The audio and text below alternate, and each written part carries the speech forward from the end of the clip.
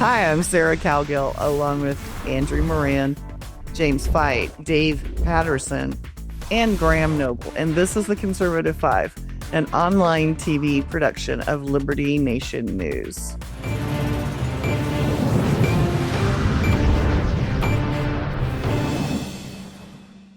For the second straight month, President Donald Trump received an ugly jobs report. Following widespread concerns that the U.S. labor market was deteriorating rapidly, the Bureau of Labor Statistics published data indicating that economic conditions might be worsening for workers nationwide. The same report showed the number of employed people surging by 288,000.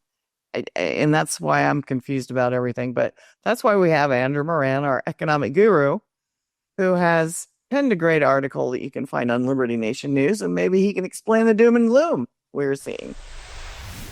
Well, I would say that, the August, I tend to try to find the needle in the haystack in these jobs reports. And in this one, the August report, there was nothing good in that report. Across the board, it was all negative and, negative prognostications for the Trump economy. And then you look at the annual benchmark revisions. This is when the Bureau of Labor Statistics, it tidies up the data, it gets more information, and it revises the previous year's worth of employment data. And it found that it actually overstated payroll job growth by nearly almost 1 million between March 2024 and March 2025. And that was brutal because, everyone's blaming, President Trump for his tariffs while the labor market is deteriorating.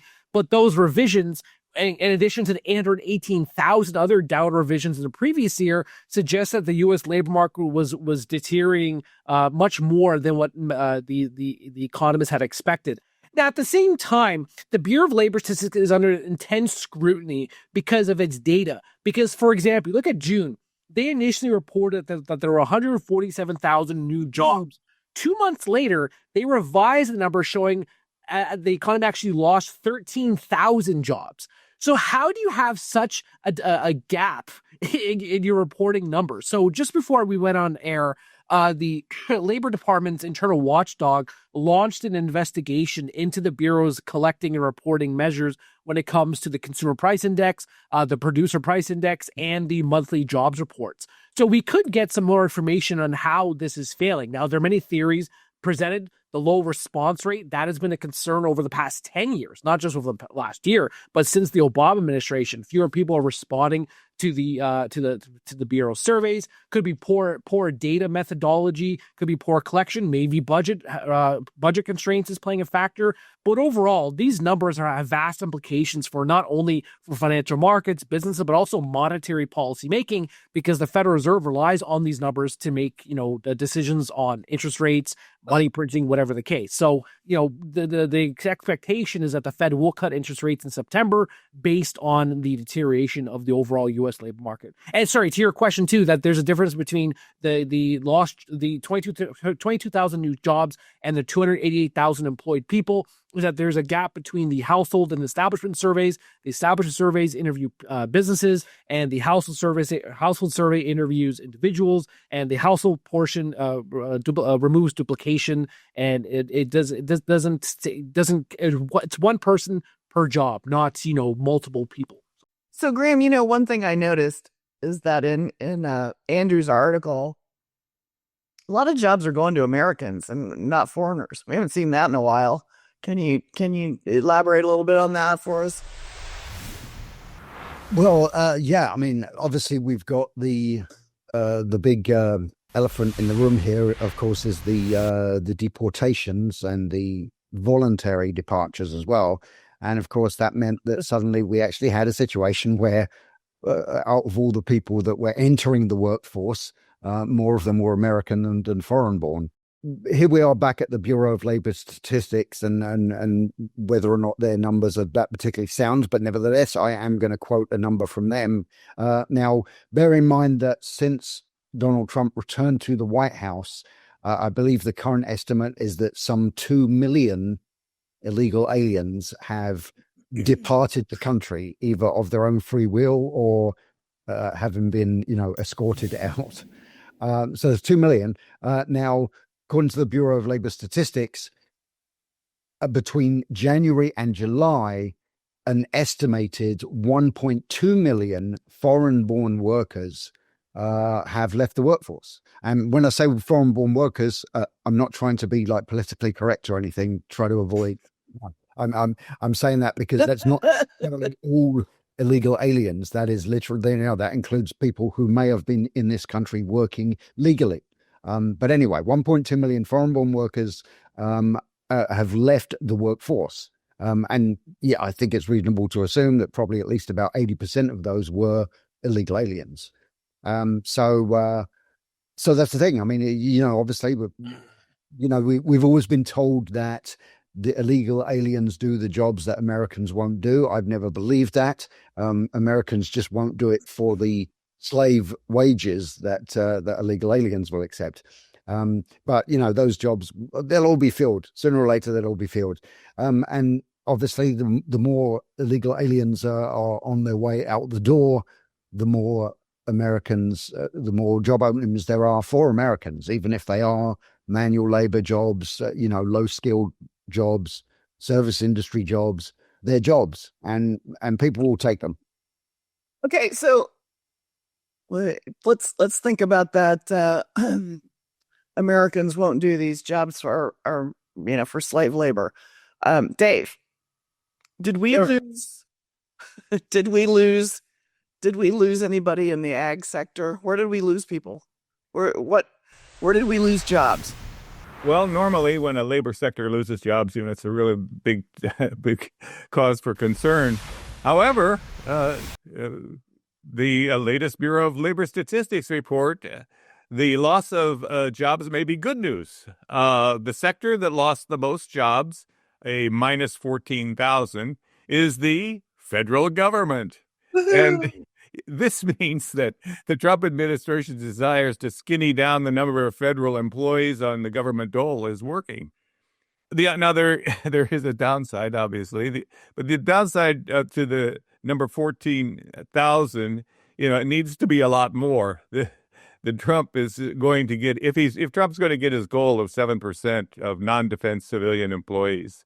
But the purpose of purging of the federal employee ranks is to eliminate agencies that have little or no real value to American taxpayers, and that's a good thing.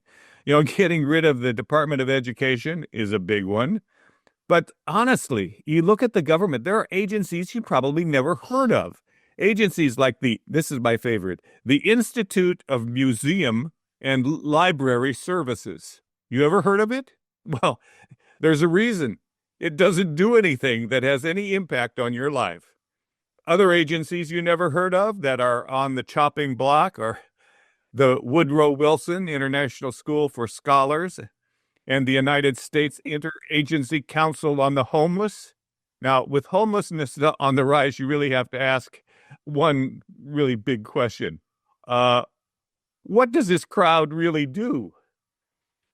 One other organization. Do they have a mission statement?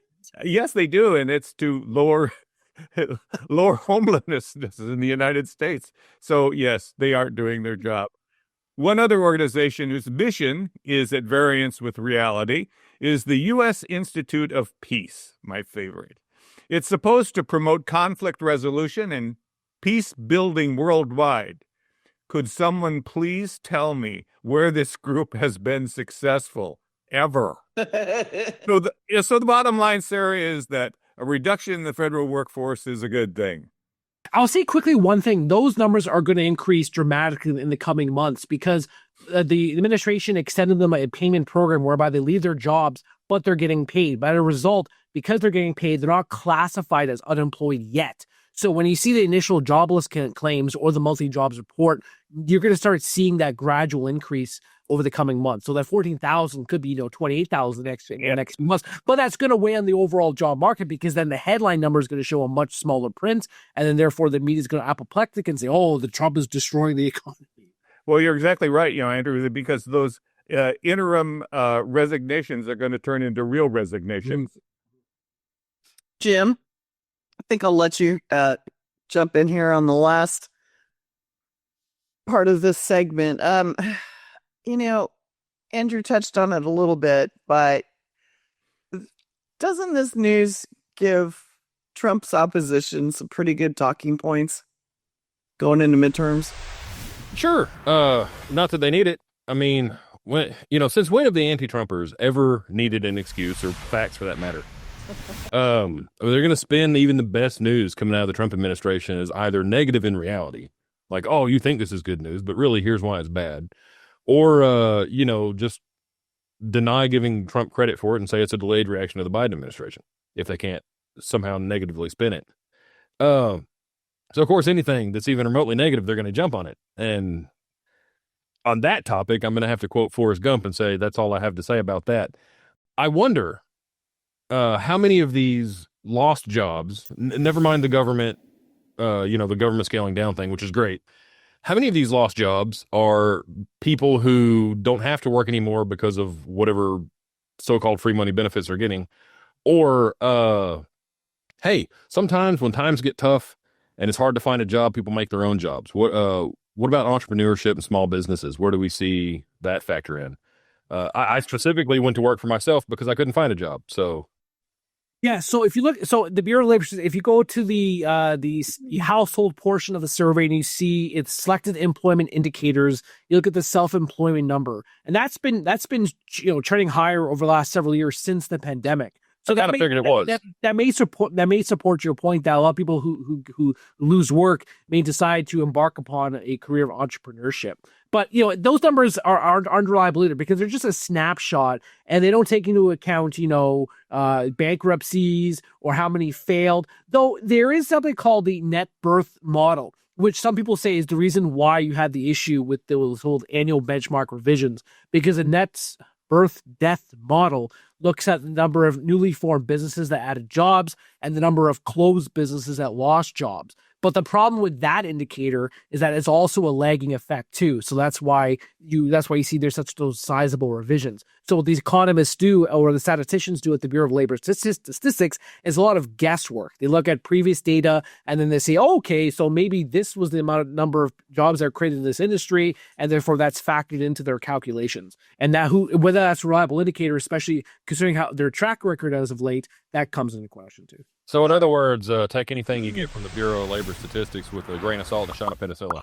I always joke that they just change the codes or move something in the cells in Microsoft Excel. All right, we're shutting this one down because Andrew can go on and on and on about his favorite subject.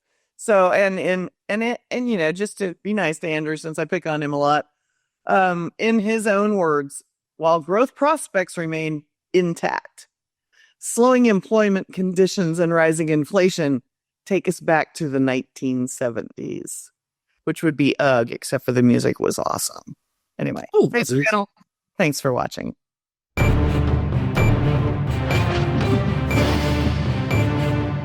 Well, that's it for our Conservative 5 panel today. Check out our other C5 shows and segments on your favorite video platform. YouTube, Vimeo, Rumble, we're on them all. As well, Liberty Nation News has its own Roku channel where you can see all of our TV productions. Now, Liberty Nation does not endorse candidates, campaigns, or legislation, and this presentation is no endorsement. I'm your host, Sarah Cowgill. Thanks for joining us today for the latest news and commentary, your choice for free thinking, free speech, libertynation.com.